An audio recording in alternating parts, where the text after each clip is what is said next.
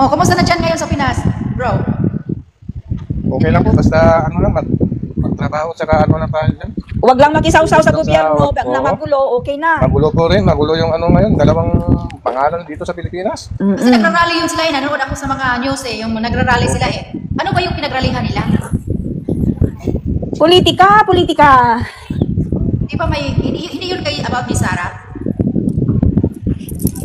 Saan nagrally? Wala naman ako nakita. Nandoon yata. Meron po Ate Salve, meron mga rally-rally sa sa may Mandaluyong. Oo. Marami pa. Kailan? Oo, ang dami nila. Nung ano pa po, nung nitong linggo lang po. Ay talaga? Opo, magulo talaga, Wala, nakakatakot nang umuwi. Ano ba nangyari ni Sarah kasi? Hindi, kung sa akin lang sis, pinopolitical assassination kasi nila siya. Yung parang dinidiscredit na siya, parang ano na. So, parang nagdidefensa lang sa sarili niya, dinidefensahan niya ang sarili niya, parang ganun. Opo. Makasara ba kayo? Kayong dalawa? Hindi naman, pero basta gusto ko lang yung ginawa yung ama niya nung siya yung nakaupo, gusto ko yung ginawa niya kasi despite sa COVID, ang dami lang natapos, ang dami lang nagawa. Si Sarah? Hindi, si Duterte, tatay niya. Opo, iba po kasi si Tatay Digong noon kung para kay Ma'am Sara. Alam mo yung noong mga eleksyon na yun, binoto ko po si Tatay Duterte. Binoto ko rin po sa unit team si Vice VP Sara. Oo, ako rin. As in, bumuto talaga ako nung si Duterte ang So ngayon, sinong pinuto nyo nung nag-election? Si Bongbong? Si Marcos, pero nagsisi ako.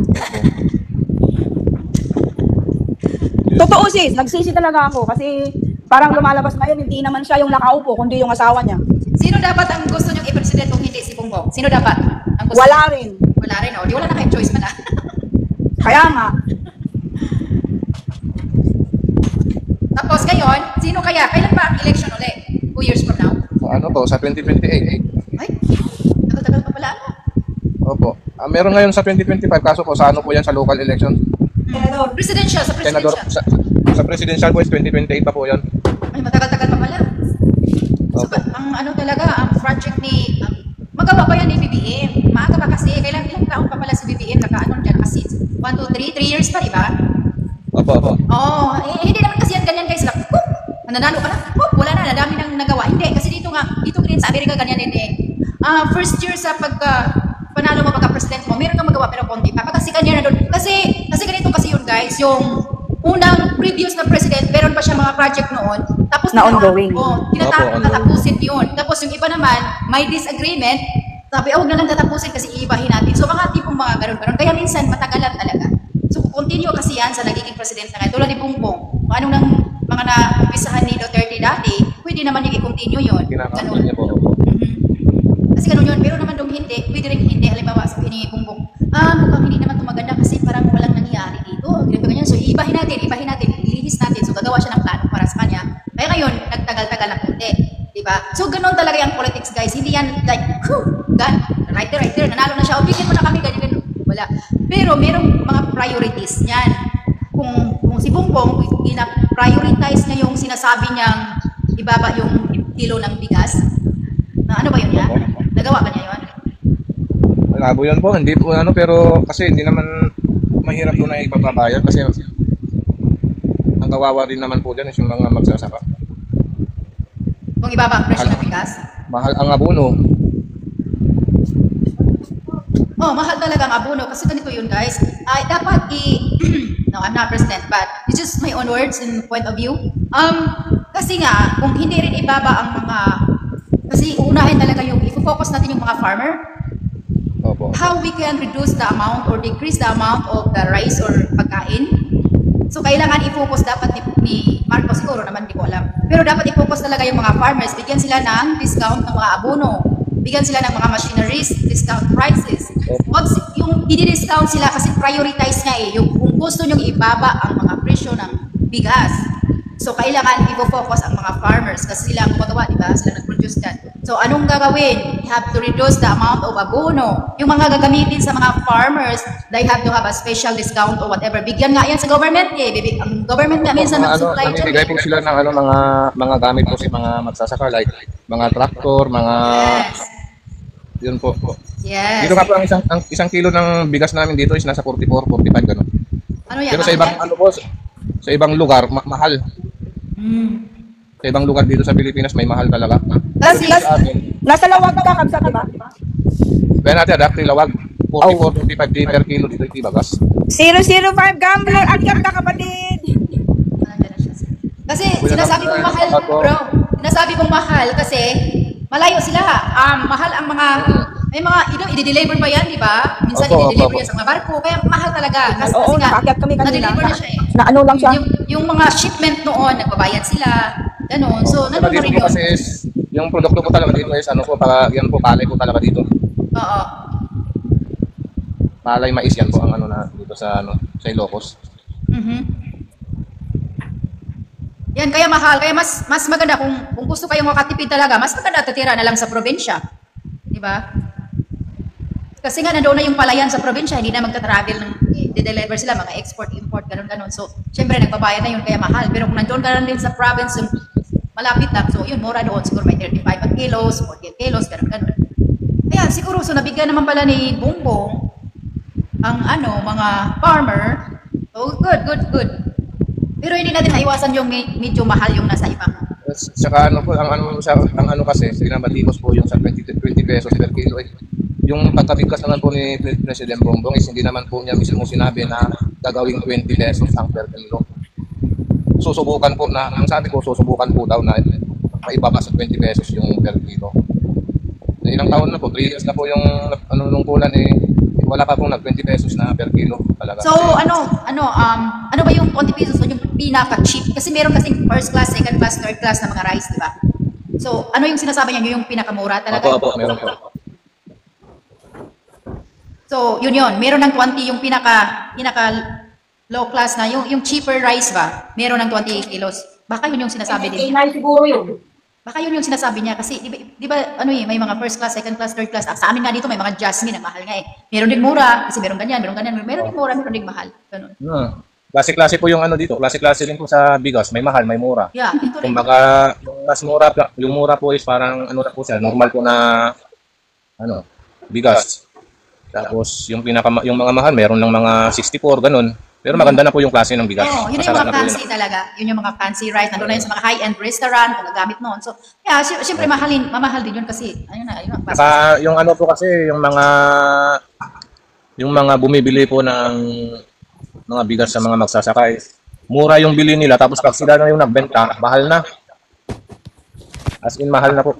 Nilalagyan na ng pangalan, yung sako, yun na, mahal na po yan. Oh, kasi nandun na yung mga brand name. Nilagyan na yung mga name nila, mga brand. Nakagasto na rin sila, ganun. Tapos kung sila mismo kukuha doon sa manufacturing ng rice, so dadalhin nila sa Manila, lagyan nila ng brand nila, o wala na, mahal na yun. Pero dito po sa Ilocos, maganda na po ang ng takbo ng dito, sa mga farmers po kasi priority na po yan dito. That's good. Libreng mga may mga libre na po yung mga seeds ng seeds ng mais. Mga equipment po na mga pang-tractor. Wow. Libre na po yun. Oh, so may nagawa pala si Bongbong. Meron po na hindi nakikita ng iba. Ang nakikita po kasi is mali na lang po ganun. Hindi yun maganda. May nagawa naman pala si Bongbong eh. Importante. Kaya nga sinasabi ko yun, ang importante. Yun oo. Yung priority yan eh. Nagawa naman pala yun yung priority ni Bongbong. Minsan kasi may mga vlogger po kasi na parang minsan sa mga Sadyang vlogger, mapalira lang. doon po yung kamalian. Nag-ano po sila ng mga fake news na Yun pala eh. Kasi yan nga ang sinasabi ko, di ba? Nung nasabi ko yan Sis, may tawag ako sa messenger, babalik ako. Sige sis, thank you. Di ba bro, nasabi ko a while ago nga, sabi ko nga, ang ifo-focus yung mga farmers. Nagawa naman pala ni President Bongbong. So, ayun, na-focus na. tama po Kuya Claire, na possible po talaga ang 20 pesos kahit kailan po tama yan. Hindi po talaga yung mangyayari. I agree with that talaga. Nandito ako Mismo na po ang mismo pa ang presidente is hindi po talaga yan magagawa. Tsaka hindi na po talaga sinabi na gagawin yan. Susubukan daw na may Ayun ibababa. pala, susubukan. Kung pwede masusubukan yon. Hindi yung mananatiling mahal po yung mga bilihin. Kahit pa paano pa bumababa naman po. Yan. Basta ang mga primary kailangan sa pagkain, tulad ng pagkain, kailangan. Number 1 yan, di ba? Ang unang focus dyan talaga, farmer. Yan, na-focus pala niya. Binigyan na nga pala ng mga kagamitan eh. Pati mga seeds, Opo, na lang, gagawin mo na lang is, alagaan mo na lang ng maayos yung tanim. Oo. O diba? Ang ganda na nga yan eh. O bravo pala ni BBM dyan. Kasi importante pagkain. Tapos yung mga ibang kinukomplain ng iba dyan, eh maghintay sila kasi hindi naman yan basta-bastang gawin agad. Ano yan? Magic? Hindi yan ima-magic, uy. At saka maraming magdesisyon yan. Yung nasa sinasabi niya ng mga senator na sa cabinet, magdesisyon yan sila eh. Hindi yan basta-bastang isa lang. Lahat sila mag-meeting yan, tapos i-decision yan. Hindi basta-basta kailangan i-decide talaga. So ano ba yung ako kasi nakikinig ako. Pero disagree ako sa sinasabi ni Sarah. Nung parating niyang sinasabi na, di ba alam mo yung ipagurgur daw niya yung 3?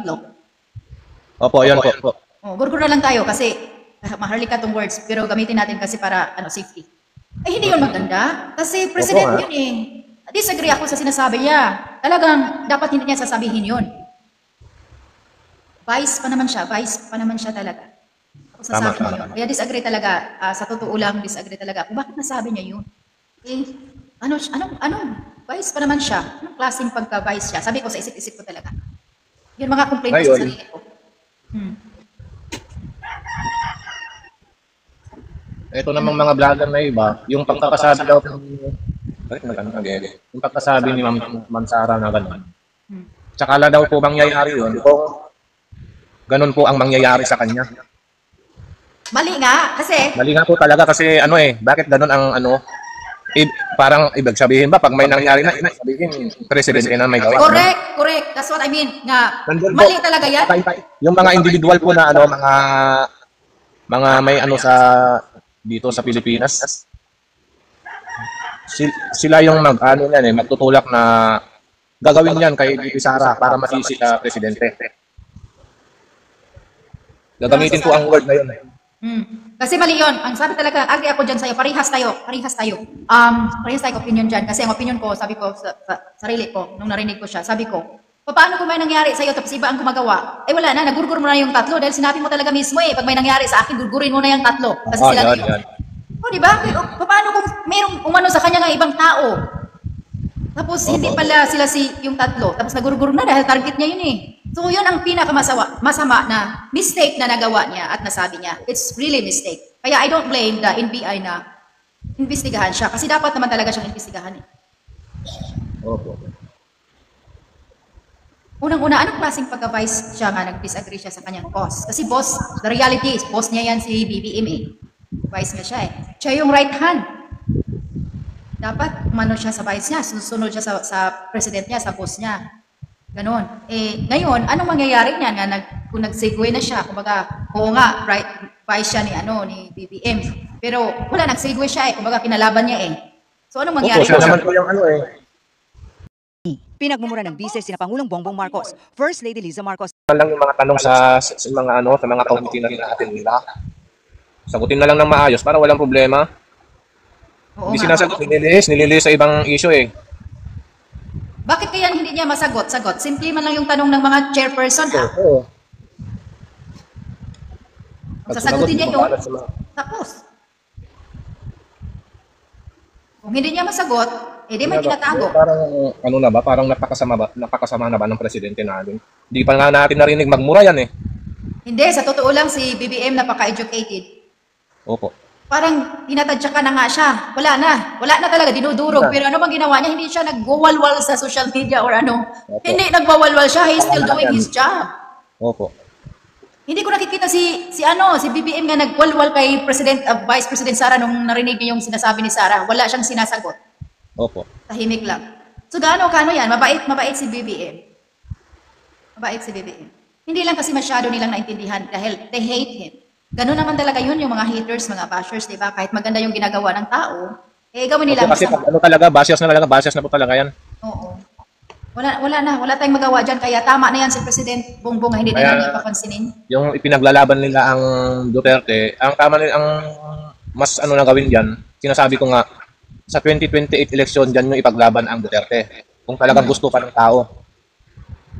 Sinong gusto mag-run ng presidency? Sara or si Papa niya? Mas gusto ko si Papa niya.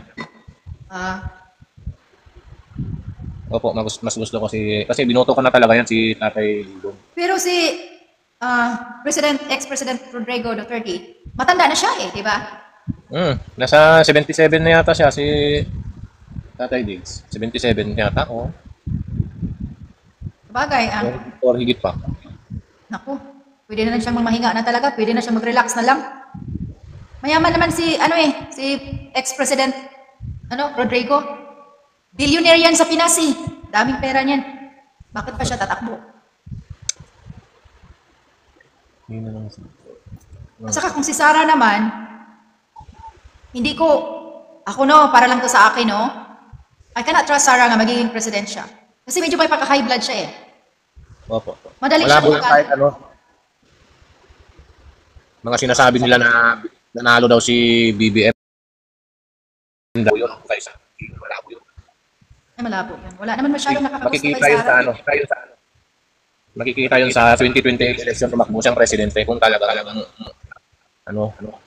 Ay nako, alam nyo guys, kung tatakbo yan ng pag-president si Sara, tapos, syempre, president na siya, so meron siyang executive mga decision yan.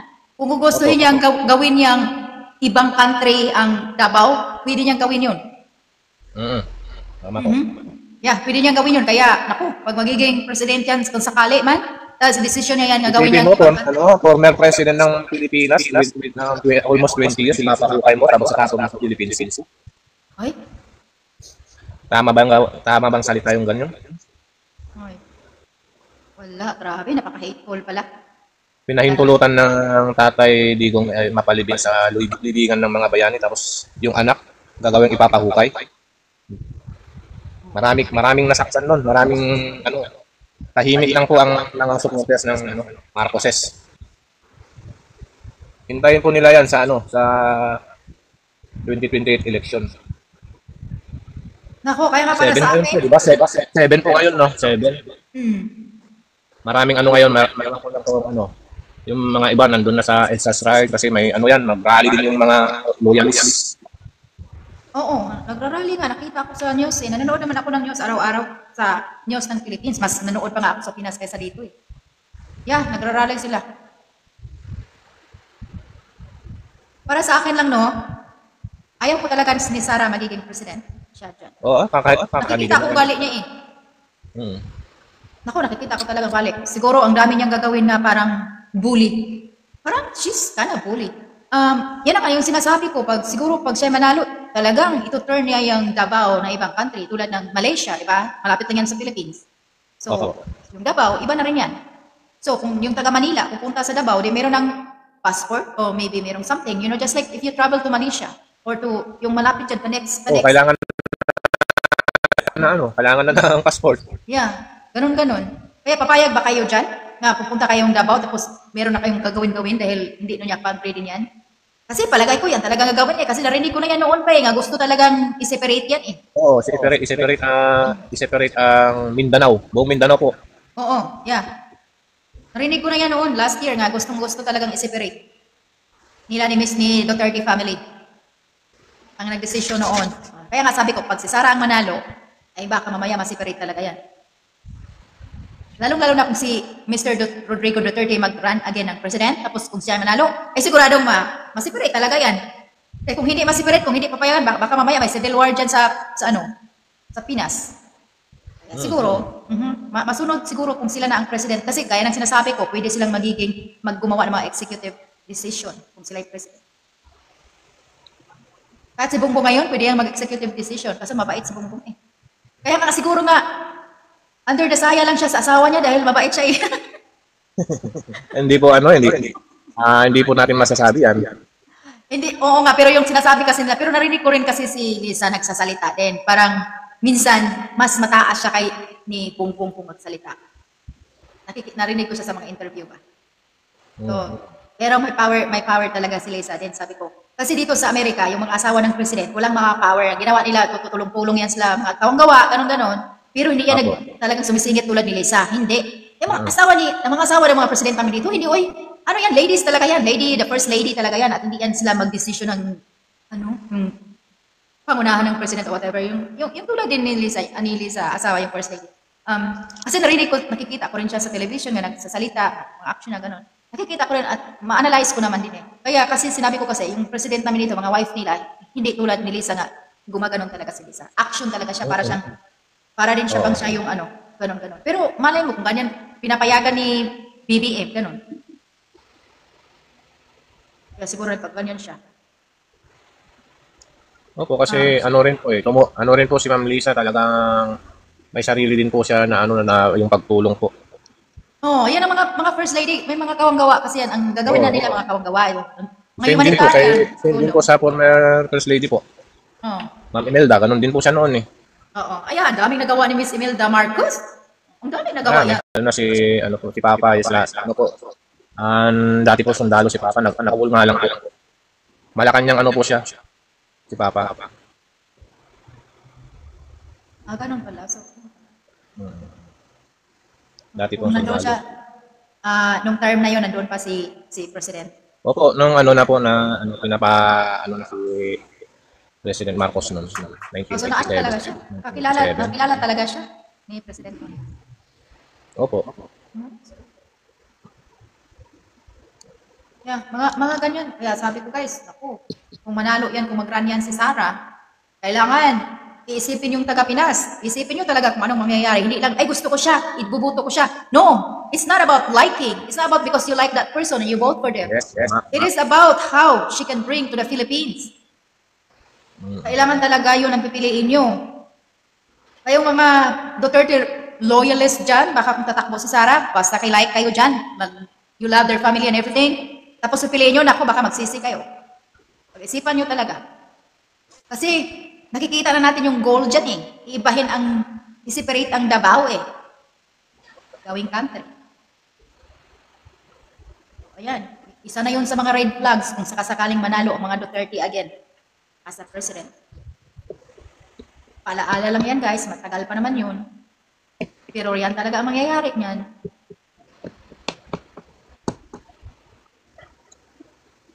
Ano pa ba? Di ba yung mga anak ni Rodrigo Duterte, mga politics din yan, no? Opo, politics din po sa mga congressman at mayor din sila sa Davao. Wala na. Patay tayo dyan. Puro politics. So, once mag-decision na yan, si Sara mag-president candidate manalo, wala.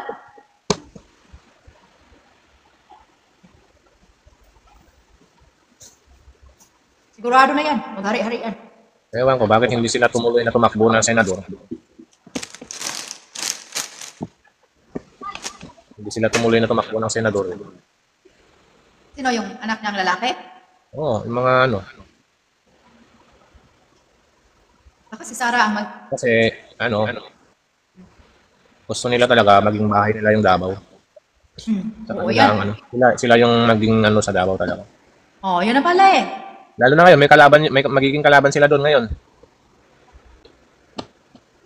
Sinong kalaban? May kalaban sila doon na dati nilang kaalyansa. Yung babae, yung apelyido nun? Ano ba yung apelyido nun? Minares. Nandun, basta babae po yun. Tatakbong mayor or congressman doon. Congresswoman sa. Yun ang magiging kalaban ni Paulo Duterte. Kung hindi ako nakakamali. Dati rin po nilang alyansa pero na linabanan na sila. Nagising. Ako guys, no? Siyempre, dami-dami talagang nakakagusto ni Presidente Digong dati kasi, napakaganda ng takbo sa Pinas, wala nang mga crime, ganyan-ganyan daw. Pinatay na raw yung mga drug lord, ganon-ganon. Pero, wait a minute, noon pa ako nag-disagree dyan. Kasi, alam ko ang Pinas ay, kung ikay mayaman, you're powerful. Kung ikay mahirap ka talaga. So ngayon, yung ginagawa ni Rodrigo Duterte at that time, yung war on drug, disagree ako doon. Kasi, ang dami sabi ko sa'yo, nanonood ako ng News Philippines everyday noon pa. Ang mga bata noon, mawala sila agad-agad ng tatay or kapatid nilang matanda. Kasi, i-shoot na dahil nga nakita nga nag-ano daw. So, ngayon, kaya disagree ako dyan, kasi nga yung sinasabing, ano ba yun? Riding in tandem or something like that. May mga power, ganun ba yun? Basta yung taga-ganon ba? Opo, yun. So may mga power na yun sila. Pwede silang, halimbawa, galit sila sa isang tao, tapos pwede nilang patayin, tapos sabihin lang, ay, nag-ano yan, nakita namin na ganyan. O, di ba? Mga ano na yun, isang disadvantage na yun. Tapos mahirap parati ang Yun, ang mahirap. Bakit mahirap? Kaya sinasabi ko, kung gugustuhin ni ex-president dati yung war niya, dapat ang tatarget niya yung talagang nasa taas. Huwag yung nasa baba. Mga malalaki na. Oh, yung sa taas talaga, yung sa taas. Oo, yung malalaki talaga. Huwag yung Ma'am mamahirap. Elsa, hello po, Ma'am Elsa. Nandiyan si Ma'am Elsa. Hi, Elsa. Opo. Ako, yun ang aking opinion dati eh. Sabi ko, kawawa yung mga nagdadrive ng tricycle, pinapatay, yung nandyan lang sa likod ng bahay, nag-chatting, whatever, ganun-ganun, may nakita daw, kaya kinanya na lang. Yung isang bata umiiyak dahil, wala, basta bata pa siya, tapos namatay ang tatay niya, dahil nakita talaga niyang natulog lang daw, ganun-ganun. Tapos, yun, ako disagree talaga, ako sa sakaling gugustuhin ko yun, kung mag-agree man ako ng war on drug, pero gusto ko, yung nasa taas ang unahin niya, yung nasa head talaga, wag yung mamahirap yung nasa palye. Wag yun. Kasi yung sa taas, kumbaga yun yung nag-produce eh. Yung nag-produce dito. Kaya wag yan nasa maliliit. Yung unahin mo yun kasi kawawa naman yung maliliit na ano lang din po yan kasi mga biktima lang din po. Correct. Yan ang sinasabi ko. Biktima lang din yun. Malay mo talagang pinipilit sila pag patinda niyan. Kung hindi, naku, baka igugurgur sila. Diba? Hindi natin alam yung dahilan dyan. Opo. So kailangan talaga, kung ikay matapang at yung sinasabi mo nga war on drug kasi matapang ka nga, oy, tatargetin mo yung nasa taas, sa taas talaga. Wag yung mga tao lang mismo nagde-drive ng tricycle, yung mga tao nga local people nagtatrabaho lang yan, relax. Ang mali pa dyan is maraming mga na matataas na opisyal na sila na yung protector ng droga. Oo, yun na yun. Kasi yung nga sinasabi ko, malay mo. Dapat mga protector na matataas yung dapat ang inuuna. Oo, yun nga, yung nasa mataas, yung nasa taas. Hindi na ubos-ubos, ang daming mahuhuli na, bakit hindi na ubos? Saan nila nilalagay yun? Kundi, i-roll lang din ng matataas na protector. Ganito Ulit, yun. ito nakuha. Tapos, ibibigay ulit sa mga ibang, Oo, yun, hindi maubos. Kaya nga sinasabi, kung gusto mong patayin ang isang punong kahoy, ay mapatay mo agad kung kukunin yung roots. Kukunin mo yung roots. Pero kung sa sanga-sanga lang, ay, wala yan. Tutubo ulit yan. Tutubo pa rin yan. So, kaya sinasabi ko, kawawa naman yung mga bata lang na nawala ng mga tatay nila dahil lang sa Tapos yung nasa taas, mga drug lord nandyan lang, naka-hide lang. Keep producing, ganun-ganun. Kaya sabi ko, mali yon. Kaya, saka alam mo ate, tsaka yung lahat na lang ng pinapakita na mga AJ, kaya lagi may baril, hindi mo man masabi kung naglaban o nilagay lang. Yes, correct. Uso yan mga ganyan, mga planted. Oo. Kaya kawawa talaga pag pag mahirap ka lang kasi yung ganas, ang dami nang nawawalan, ang dami nang nawala na, mali. Yung paghirap ng mga iba dyan pag nahihirapan na kayo sa buhay, hirap kayo magumita ng pera. Wag nyo na lang pasukin yung ganyan kasi magiging komplikado buhay nyo nakataya dyan. Kawawa pa yung maiiwan yung pamilya, mga bata pa na wala pa sa tamang edad para iwan ng isang ama. Hindi pa kayang tumayo sa sarili. Kawawa. Oo. Mga 10 or 11 years old, in-interview talaga grabe siya kaiyak talaga. Madudurog ang puso mo kung ikay maawain ng tao, mahirap. Kasi nga, sabi niya, nagdadrive lang daw yung tatay niya, tapos namahinga lang daw sila doon sa corner. Mahinga kasi sila inaantok. Doon nakatulog sila. Nandoon din ang bata. Sabi niya, nakita daw talaga niya nga, inano ang tatay niya. Nung pinuntahan ng tatay niya, wala na, patay na. So, iyak siya ng iyak. So, nakita talaga. So, doon, grabe talaga. Kaya mabuti naman, wala na ngayon ang war on drug, di ba? Wala na yung mga nangyayari ganun. Pero mga drugs, nandyan pa rin, Hindi yan mawawala. Bawal na gamot, nandyan pa rin yan, hindi yan mawawala. Hindi yan mawawala. Alam naman natin, hindi yan mawawala. Hindi yan mawawala talaga. Kaya kung sakasakaling gugustuhin yung yan, kailangan unahin yung nasa taas dyan.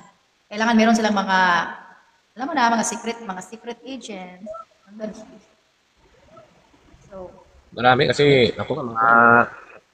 may ako dito na mga pulis din, sila nasa CIDG, sila yung mga nagre-raid ng mga drugs. Yun pala, isa din pala sila sa mga gumagamit. Ngayon, na-promote, tapos lipat ng ibang, tawag nito ate, ibang lugar, destino ba? Nilipat na ilang destino, doon sila tinapos. Pinatay. Mga pulis yun, Balitaan dito na apartment dito sa amin. Tapos na-promote, tapos nilipat sa destino sa La Union. Doon. Doon siya namatay. Kasama yung ano niya, kasama yung official niya.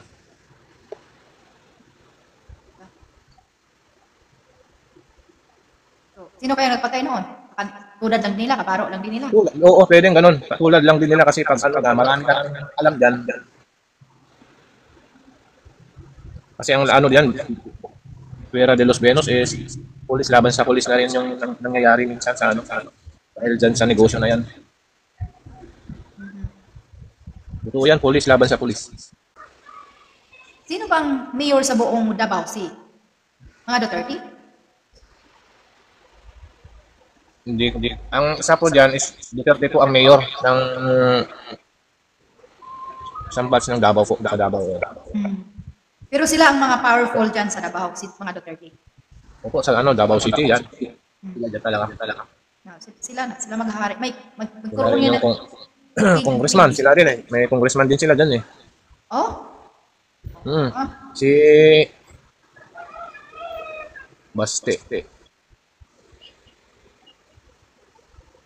So talagang meron silang parang sariling country na rin pala nila talaga. Kulang lang Philippines. Kulang yan ang separation ng ano?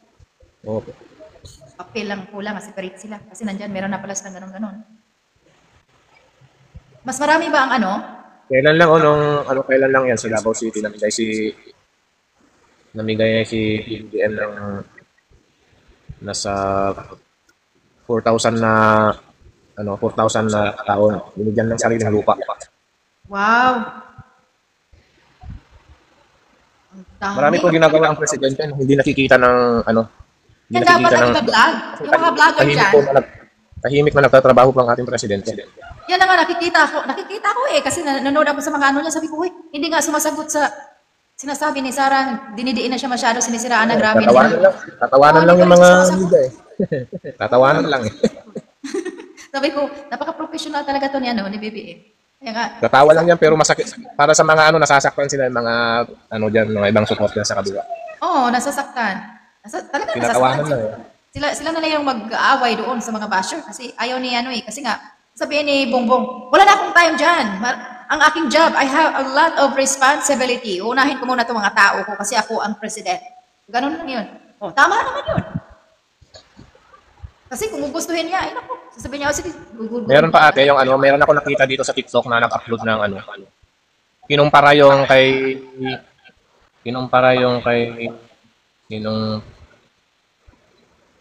Ma'am, yung dating Vice President natin, Ma'am, mga tao, palimutan ko siguro. Di ba po yung mga bagyo-bagyo dito sa part ng, ngayon po, namigay po ang presidente, namigay po ang gobyerno ng mga bubong. Kasi mga nasira po yung mga bahay-bahay, nasira. Yung bubong na kasi yung nakita ko dito sa upload, inedit siguro kasi yung bubong na pinakita doon is yung, alam mo po, yung parang bubong lang ng kulungan ng aso. Di ba maliit lang po yun, siguro mga 1 meter lang yung kahaba. Inedit, ginawang parang pinaliit yung ginawa ng presidente. So masyadong sinisira pala ha. Nung pinanood ko yung totoong video is nakakahaba ng bubong na binigay, mahahaba talaga, as in mahaba. Alam mo talaga pag mga basher talaga gagawa ng mga fake. Gagawa talaga. Oo, sa mga basher talaga hindi yan gagawa ng tama, hindi yan mag-ano ng tamang kundi fake, lahat fake. Oo. Di ba maraming vlogger si BBM? Dapat binablog nila yung whole, talaga yung totoo yung lahat. Wala nang edit-edit. Ito na, lahat yung binibigay. Opo, meron po talagang gano'n. Meron mga vlogger din po na Marcos talaga. Marami.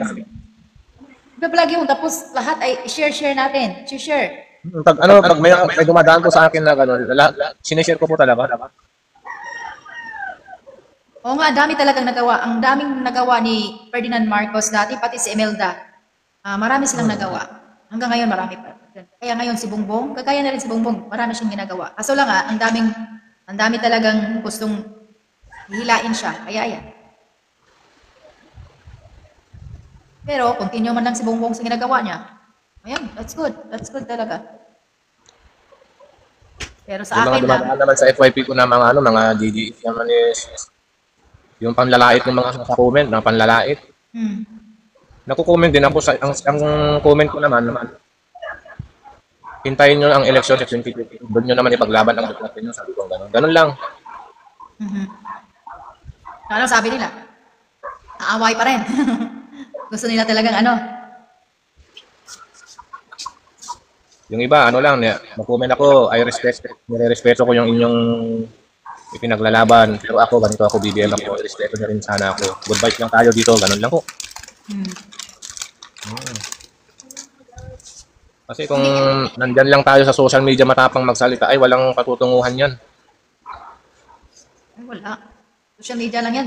Tapos ngayon, kung mag-below the Sa belt social na yan media kasi, sa social media, kaya, pwede mong sabihin lahat ng gusto mo, malaya kang magsabi kung anong gusto mo. Pero alam mo, kung below the belt yan, pwede silang makasukat. Oo po. Kaya nga, gusto lang talaga nilang gulo. Dapat hihintayin na lang talaga nila kung matatapos na. Ngayon na nga, dito Ngayon pa nga ate, alam mo, di ba, sa Congress, sa Senate is gusto nila ma-impeach si VP Sara. Ang sinabi na nga po ng presidente, wag na. Kasi kumbaga sagabal na lang po sa oras yan sa mga trabaho. Gawin na lang daw yung mga trabaho. Kaysa i-impeach pa yan, marami pang proseso, sayang daw po yung oras lang kung yan lang ang pagtutuunan ng oras.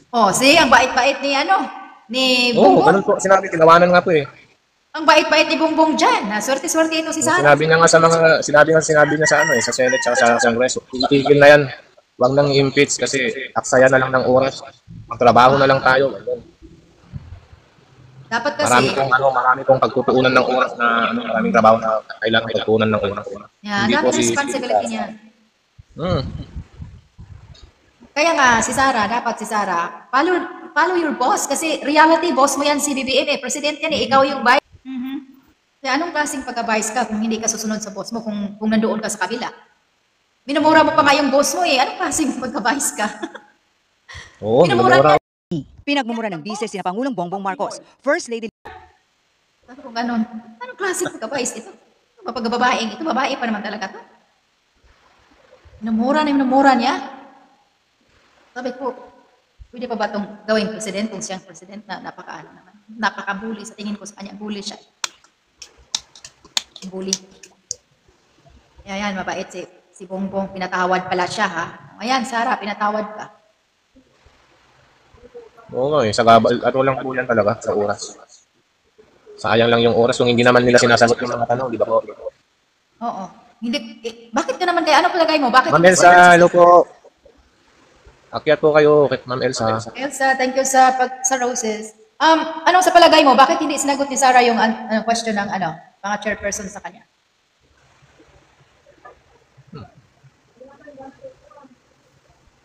Ewan kung bakit ba kasi ayaw niya sagutin kung Hindi niya sinagot dahil totoo ang mga paratang.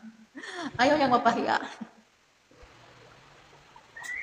Kasi pwede namang hindi sagutin Siya sa right niya, hindi niya masagot. nice to see you live here. Hello po, Ate Elsa.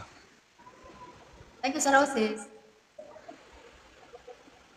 So ngayon, ako pa talaga si Bongbong, anuhin ko na talaga yan. I-impeach ko talaga yan dahil minumura mo ako, ganito ganyan, dami mong sasab sa papatay mo pa ako, ganito ganyan. Kaya ako, i-impeach ko na talaga. So lang mabait nga si Bongbong. Responsible si Bongbong. Inuuna niya yung mga tao, yung trabaho niya, inuuna niya kahit.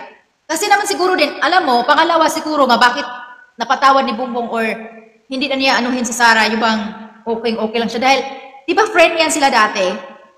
Opo. Friend yan sila dati, napaka-gentleman pala to ni Bongbong. Unitin ko kasi.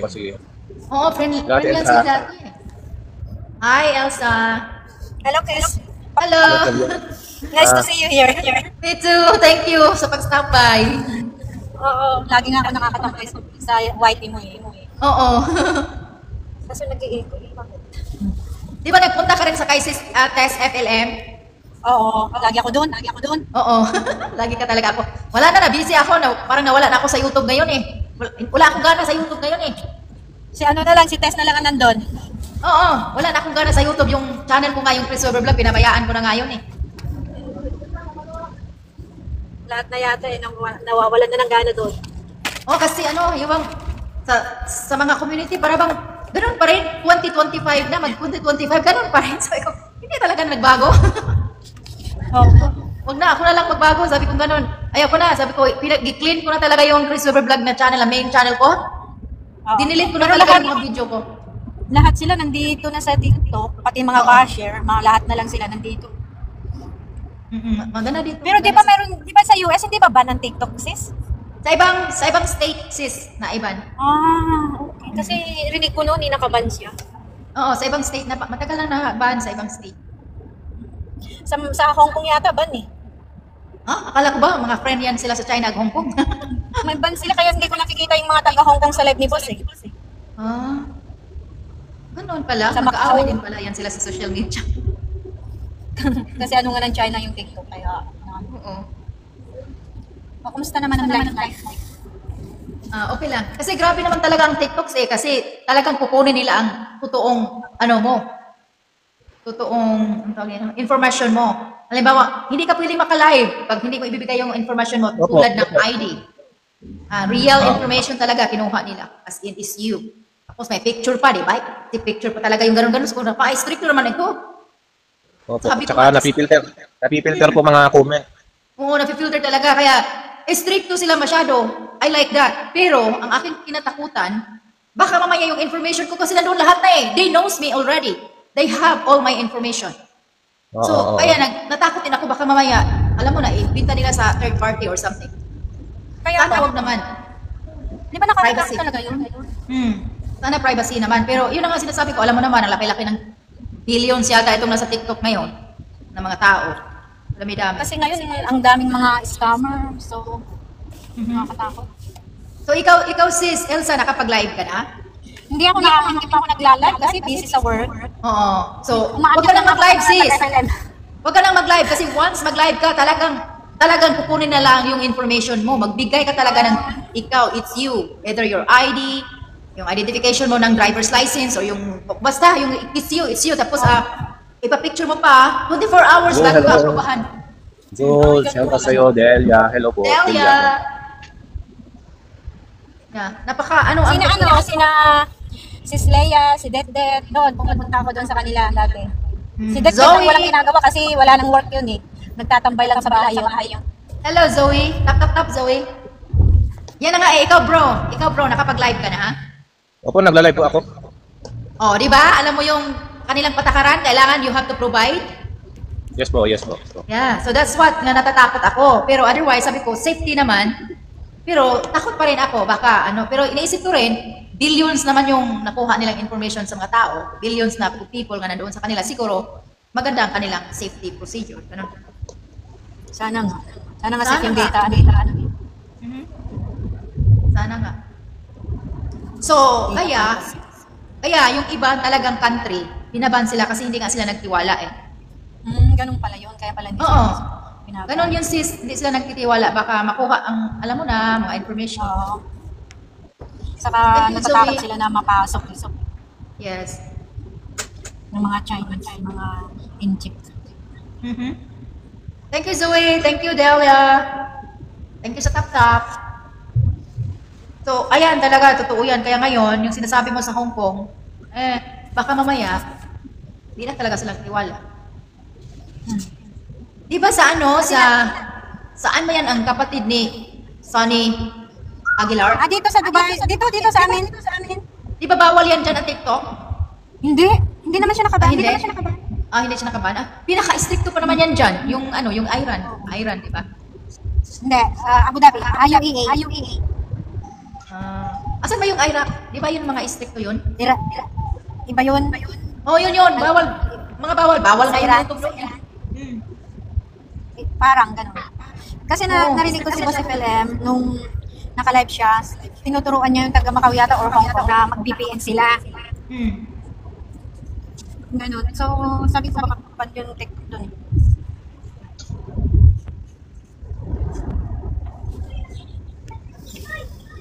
Wala kang pasok, sis? Wala, kaya nag-stay up ako. 10:30 na dito ng gabi. Next to me. Nagkape nga ako sis Nagkape ako. Ano ngayon dito? Below zero kami. Ang lamig-lamig. Ayaw lamig, magkape ng lamig. door namin kasi napakalamig sa labas. Lamig talaga. Oh, galing Mga ako sa taga work. Pilipinas, gabing-gabi na, naglalalive sila. Hindi ko kaya yun. Biro mo kanina, gusto kong magdaan ng store. Galing ako sa work, gusto ko na lang mag-stop by sa store. Sus! Pagbaba ko, grabe kalamig ko. Wag na, uwi na lang ako. Grabe kalamig talaga. Lamig. Pero sa Buti totoo wala lang, kang mas snow dyan. Ay, naka-snow na kami. 3 times na kami naka-snow dito. Pero, Saan ka sa USS? dito lang sa USA, tago-tago. Tago-tago. Marami akong bashers sis, hindi ako magsasabi sa anak. Okay. Oh, sige. I understand. Kaya nga ako nagtago na lang ako dito kasi ayaw ko na sa TikTok. Ayaw ko na Basta sa ano YouTube. na lang. Ayaw ko na sa Middle YouTube. of nowhere. Oo, middle of nowhere na lang. Sabi nga na Oo. si Sis nga kasi yung isa kong pangalan, yung aking main channel na Chris Weber Vlog, nagiging UN na UN. Tapos nag-comment ako kay Sister. Sabi niya, "Uy, may bago dito ah. Ba't merong naka-jacket?" So tingnan niya, si Chris Weber pala to. Sabi niya, "Bakit ki-change mo? Nag-hide ka no?" Oh, wala na kasi ayaw ko na, nasasawa na kasi ako eh. Oo, same thing na lang. Lagi na lang ganyan. Nakakatawa talaga. Si Jaja kapag lagi kong nakikita rin siya. Nakikita dami yung post sa white. Oo, iwan ko kaya ka nang hindi na siya masyadong nagla-live din ano, Hindi na, nagpo-post na din oo. sa community niya. Community lang ano. Oo. Minsan nag-guess siya kay kaya Ah, ganun na lang. Dumadalaw-dalaw. oo. Parang ako kasi sis, nagsawa na kasi ako yung para bang ayaw ko nang makinig sa mga the same thing, ganun pa rin yung mga topics. Parang nagsawa na talaga. Sa ilang taon ba naman? Oo.